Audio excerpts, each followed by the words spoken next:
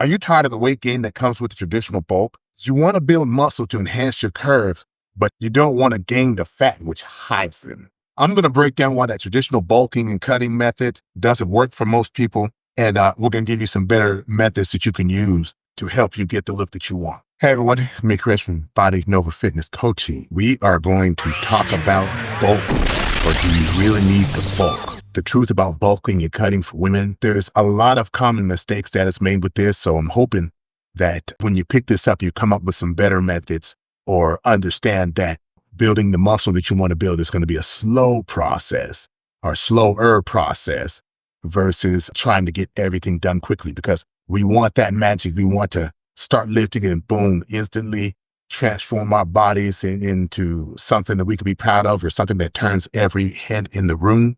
Okay. And it's a patient man's process here. So we're going to talk about some of the mistakes that people commonly make with this and give you some better options there. One of the biggest mistakes that I see people make when they're trying to bulk is their calorie surpluses are too big. Now, we need that calorie surplus to help us build muscle, because we need the extra calories to allow us to build extra tissue. But the problem is that if you make your surplus too big, the body is much more likely to push those extra calories into your fat cells to make your fat cells bigger.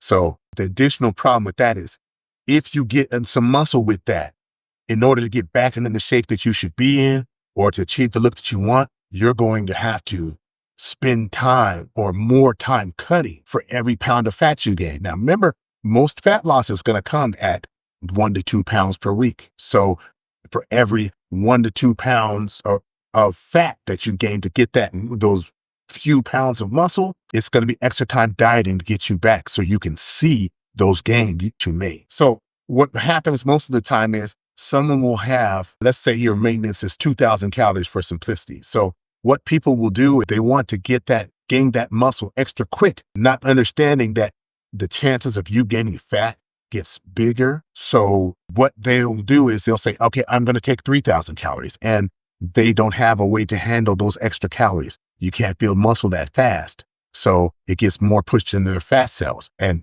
the more that you push into the fat cells creates a fatal problem, which I'm going to talk about next, which is going to make it even harder for you to put on muscle. Okay, so the suggestion that I would have to fix this, instead of trying to go with really big calorie deficits, thinking I'm going to gain a pound of muscle per week instead of gaining maybe a pound of fat per week, or calorie deficits. So what that would look like is, instead of, again, with that 2,000 calorie example, instead of going to 3,000, you may go up like 10% or 15%. So maybe going up to 2,200 calories or 2,300 calories instead of trying to go to 2,500 or 3,000. So that way it's a smaller calorie surplus, and you're likely to gain muscle, especially if you employ something I'm going to throw in there later in another tip there. Okay.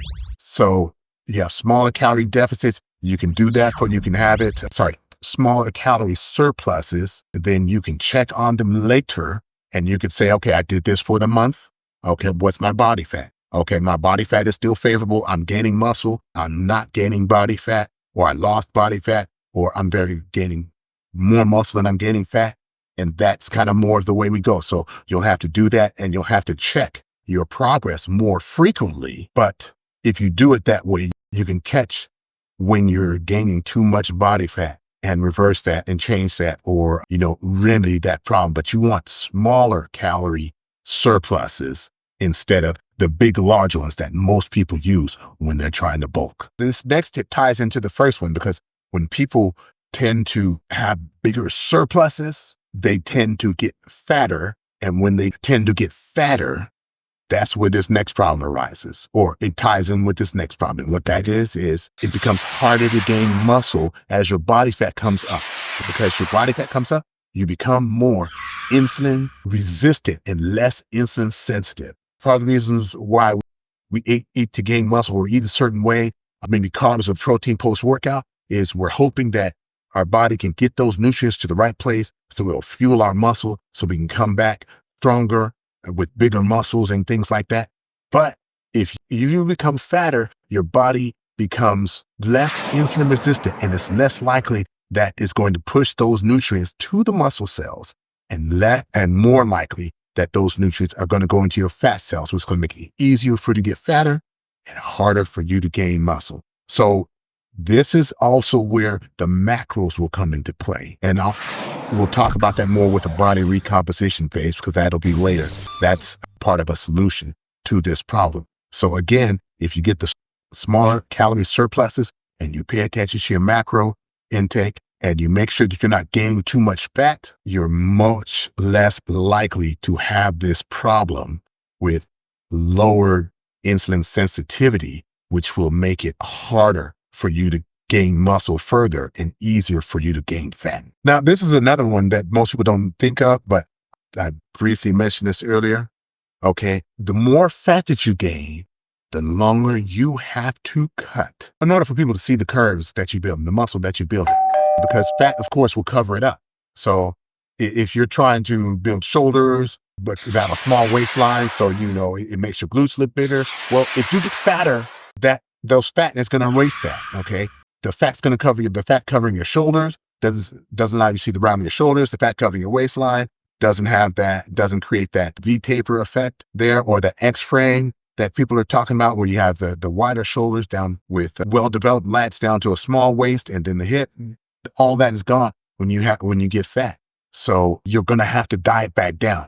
And with each little bit of weight that you gain, you're going to have to diet back down longer. So that's going to be a problem. And most people who dirty bulk or who have big calorie surpluses, they don't even have the patience to gain muscle the right way. So those same people, or most people who think of it that way, also don't have the patience to spend extra time, drop their body fat so you could see the gains that they've made. If you bulk too much, you go too far with the fat gain, you've got to spend equal or even more time trying to lose the body fat so you can see the gain. So if you diet too hard the other way, trying to get there fast, what ends up happening is you end up losing muscle. So you can be doing all that for nothing because you gain too much fat and you diet too hard. So you end up eating up your muscle. So all of that is pointless. This is a big problem that people make, and most don't even think about the answer, or that this problem actually even exists, because they think that everything, the training is training and all workouts burn the same calories and all that stuff. And so another problem with the bulking cutting is the bulking. When people bulk, they tend to decrease their workload instead of increasing their workload. So let me explain, because it's going to take a little bit of explanation. So what a lot of people do when they bulk is they switch from a hypertrophy model where, let's just say it'll be something like 8 to 10 reps, 10 to 12 reps, and they'll go down to maybe 4 to 6 reps, and they'll go to some heavy powerlifting stuff. And while you do lift more weight, the problem that you don't understand is, with everything being equal, so let's say you're doing 5 reps at your 5 rep max in one program, in the normal program or the program that you're switching from. Okay, 10 reps is usually somewhere around 75% of your 1 rep max. 5 reps should be somewhere around 87 to 90. Okay, so if you do this math properly, even if you perform the same amount of sets, the workload isn't going to be as high when you switch from high or rep with the appropriate weight versus low or rep with appropriate weight. If the workload drops, you're going to burn less calories. Are you going to burn more calories doing more work, or you can burn more calories doing less work, even though the weights are heavier? Okay, you're going to perform less work. So if you perform less work and you burn less calories, that increase in calories is more likely to hurt you. Okay, so you may want to switch to volume being your method of progressive overload. Let's just say, simplify. You normally do 3 sets of 10. Increasing the volume could be 4 sets of 10. Or maybe in that strength protocol, instead of everything being reps of 4 to 6, maybe some of it could be reps of 4 to 6. Maybe next set could be 10 to 12 or 8 to 10. And then maybe you finish the workout with some pump stuff, going high reps with very, very short reps, trying to make your muscle, increase your muscle by using metabolic stress and not just mechanical tension as your method of progressive overload. So there's a lot of different ways that you can adjust your workouts to make this happen, or periodize your workouts to make this happen. I'm big on periodization because I usually get people who have been lifting for a little bit. See, when you're beginning, you haven't made very many adaptations to lifting. So you can have one program, a basic program, and it will serve all your needs, at least for that time being. But once you adapt to that, you're going to have to get specific about how you're training. So entering periodization, we tend to look at volume and volume, rest periods, the density of your workouts. Based on your goals, we put those in there, or we change those variables so that you can get what you want from your program. I'm saying this to say that when you change your nutrition and drastically try to increase your calories, you may need to also change your workout program so that you're giving your body a reason to change and a reason to use those calories to build that muscle. And you may need to do so by upping that volume so you burn more calories so that you're less likely to store fat. Okay, so what women actually really want, they usually don't want to have a big bulky body with high amounts of body fat. They want to build upon their curves and enhance their curves, and have definition and have balance. So that is also how I use periodization, because what that really is a body recomp. They want to build muscle. They want to drop body fat. If it can happen at the same time, so be it. So we enter in phases with the nutrition and the training and match them up so that you can achieve different goals. Or in this case, with a lot of people, we take a break from the fat loss. So I'll go over this briefly. And if you want me to go over in more detail, drop a message below and I'll go into it in more detail. So a lot of women, their body fat is too high to have the body they want. Their body fat is high, and they also don't have a lot of muscle. Okay. So there's two different problems and there's two different fixes. So what I would usually do is I would say, okay, your maintenance is 3,000 calories. So month one, let's say you're down to 2,700 calories. Okay. Month two, 25 or 2,300 calories. Month three, you could even go to 2,000, but usually month three, I would throw in a wild card because they've been dieting pretty good, and the fat's been coming off and they're okay with that. That's why I throw a body recomp phase in there. So, and with body recomping, I can slightly raise the calories, okay, after I would test the body fat and then figure out the calories. So usually they will have if they have higher body fat, they would have a higher calorie deficit. I would bring those calories back up to maintenance or maybe slightly below maintenance, but not as low as they were before.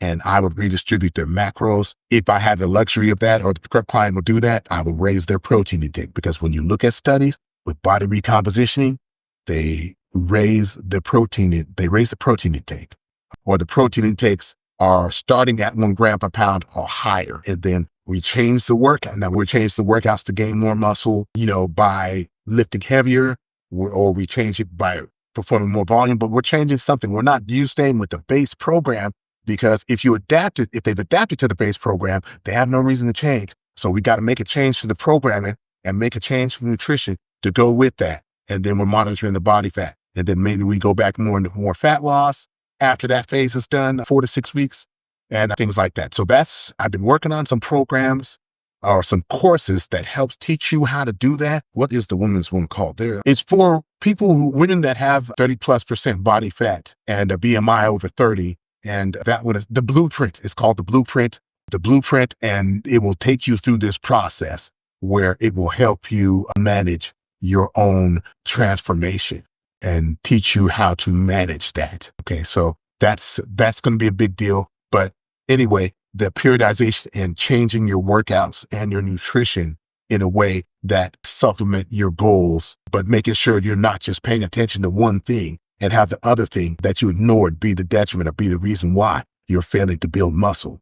Okay. Or you're failing to cut. Some of the other courses of body recomp they'd also be good for that. The muscle body blueprint, if you want to strength, empower her, or will be great for body recomp. whole body recomp transformations. And you can see these variables in motion there. So it's all about, when you're recomping, making sure you're putting in proper progressive overload, making sure, you set up in a situation where your body can complete that recomp transformation. So we're paying attention to those macros and that protein intake. So you get the muscle, you lose the fat, and making sure we're changing your training so that your body has to adapt, or has a reason to adapt, or something to adapt to. And all while managing recovery and stress there.